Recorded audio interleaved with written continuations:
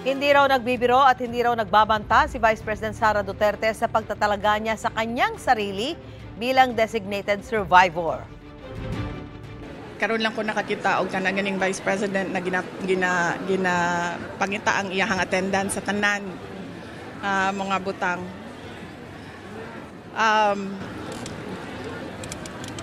Dili to siya joke, dili po to siya bomb threat. I think many missed the point.